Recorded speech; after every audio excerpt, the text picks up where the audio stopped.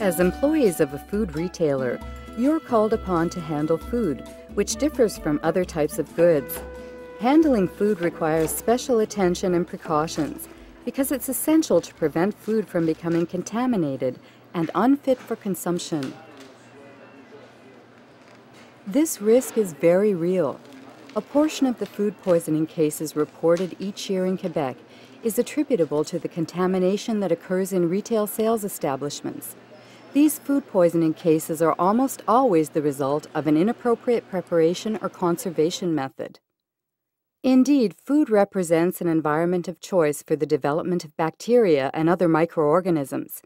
While some microorganisms are useful for making products such as cheese and yogurt, others result in the deterioration of food, causing fruits and vegetables to spoil, for example.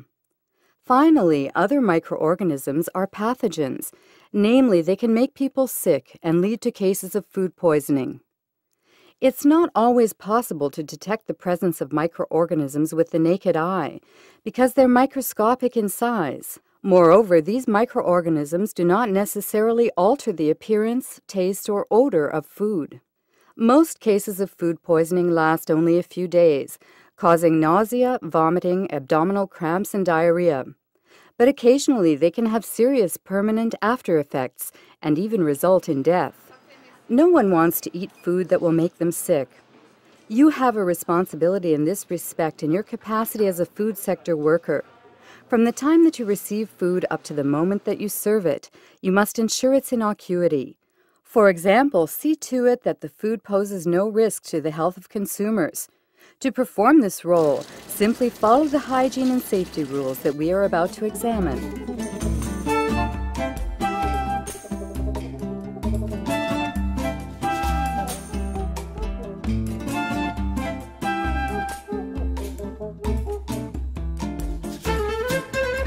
Even before leaving home, you should be thinking about hygiene and safety in your work. Indeed, you should pay daily attention to your personal hygiene. If you're not feeling well, if you have symptoms such as diarrhea, nausea, vomiting, or fever, inform your employer immediately.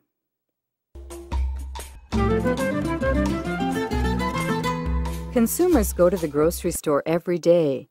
Making sure that the food that will be sold and eventually consumed is healthy is a prime concern. Upon arriving on the work premises, you should be wearing clean clothes intended exclusively for your work. If you work in a food preparation area, you should not wear any apparent jewelry, brooch, watch, or piercing jewelry. Nails should be kept short and clean. Moreover, you should not wear nail polish or false nails. Put on a hairnet or a clean cap that covers all of your hair, as well as a beard cover if necessary. Whether you handle food, packaging material, or the equipment that comes into contact with food, you must wash your hands and forearms with hot water and liquid soap from a soap dispenser. The importance of this hygiene measure cannot be overemphasized. For this operation to be effective, you must wash your hands for at least 20 seconds. Remember to carefully clean all parts of your hands, in particular between the joints, under the nails, and between the fingers. Bacteria love to hide in these places. You must wash your hands before starting to work, after smoking, after going to the washroom, after handling raw foods, and each time there is a risk of food contamination. Let's recall the main steps involved in washing one's hands effectively. Take paper from the dispenser. Wet your hands. Soap your hands. Rub your hands. Clean your nails. Rinse and dry with a paper towel. If necessary, turn off the faucet using the paper towel before discarding it. Cover any cut or open sore with a waterproof bandage. Drinking beverages and consuming food are prohibited on premises intended for the preparation of products or the washing and cleaning of materials and equipment. Let's now turn to the practices that should be adopted according to the work areas and the tasks to be performed. When you arrive in the preparation area, you must wash your hands carefully and dry them off with a disposable paper towel. Wear a clean bandage on any cut or open sore on your hands and protect this bandage with a clean and waterproof glove. Replace the bandage and glove after each operation and each time that they may be contaminated. You must wash your hands each time that you put on a glove and each time you replace it. If you do not have any cuts or open sores on your hand, you are not required to wear gloves when handling food. Washing your hands well is preferable to wearing gloves, as they give a false sense of cleanliness. To avoid coming into direct contact with the food, it is preferable to use tongs, paper or single-use bags rather than gloves.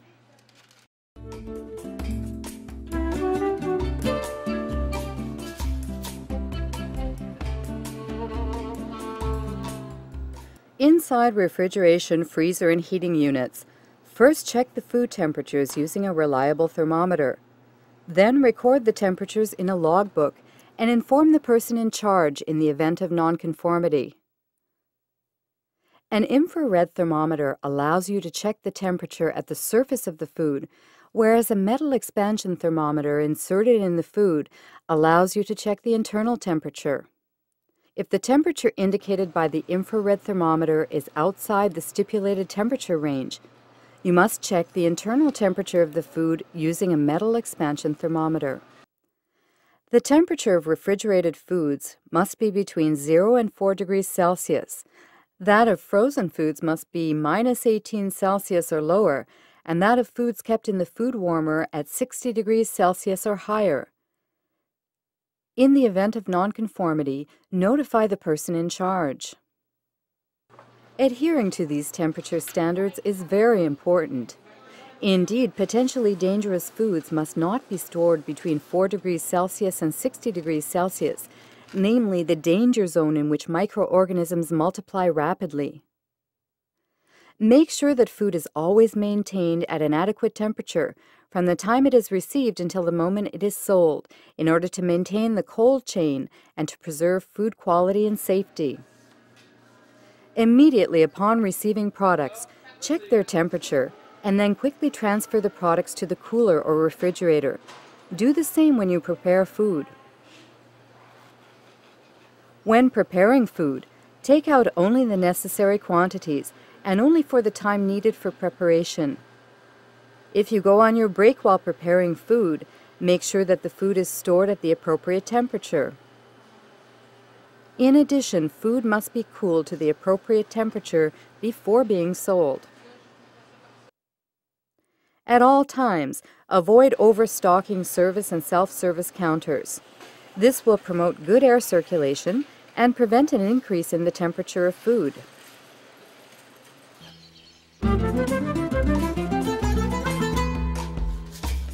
Never thaw potentially dangerous foods at room temperature, because the outer surfaces of the food are then exposed for too long a period to temperatures that promote the multiplication of bacteria. To thaw these types of food, use one of the following methods instead. Place the food in the refrigerator or in the oven by combining thawing and cooking, or put the food in a container placed under cold running water while making sure that the food is completely submerged.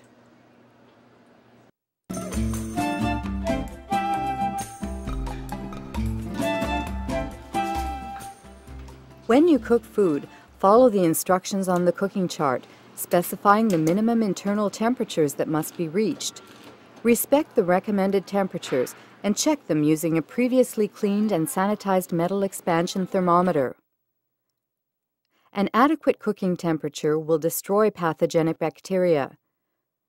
Record in the logbook the internal temperature of food after each cooking operation.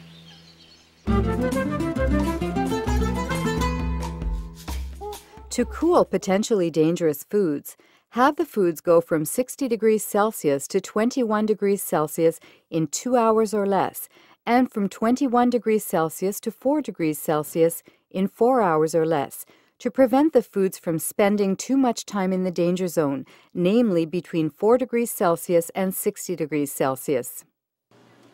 Several methods are available for this purpose. You can divide the food into portions and refrigerate them. Cut up the big pieces of meat or use large, shallow containers made of material that promotes heat transfers. You can also place the recipients in an ice water bath and move the food regularly or use a quick cooling chamber.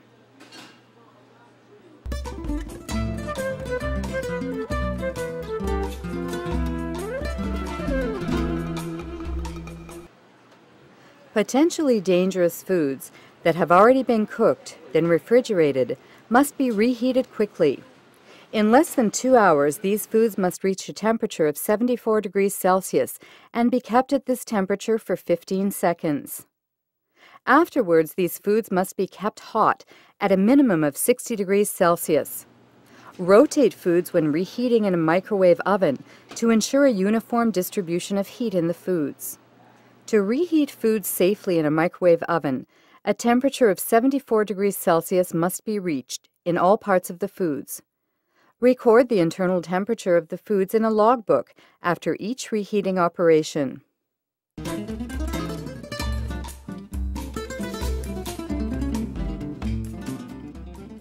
Food with a questionable appearance must be removed from counters and shelves. Rotate food by checking the best before date, according to the first in, first out principle. If necessary, notify the person in charge of the department.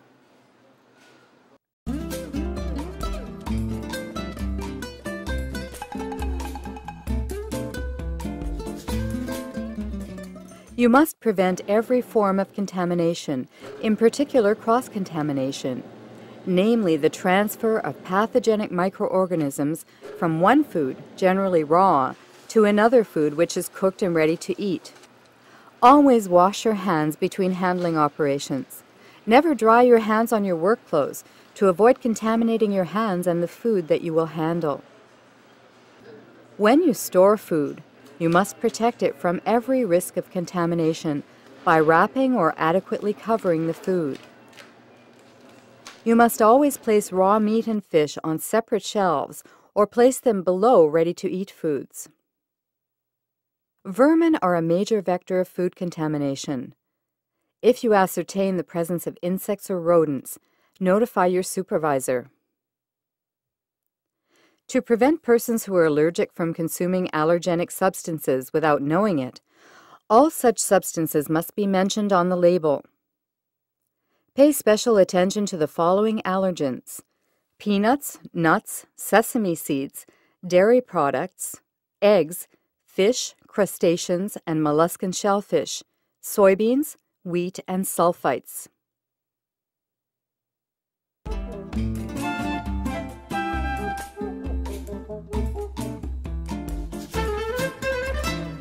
Make sure that counters and shelves are clean and that they are cleaned regularly. Empty and clean garbage cans as necessary and after each shift. Also, pay special attention to the cleanliness of walls, floors, ventilation equipment, and storage areas. Make sure that the area around the trash compactor is kept clean and clear.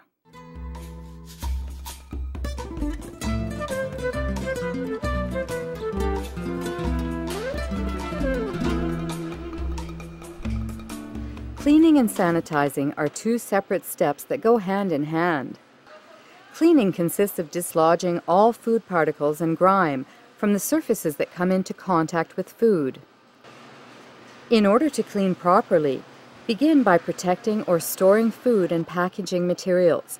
Then disconnect the equipment and disassemble it if necessary.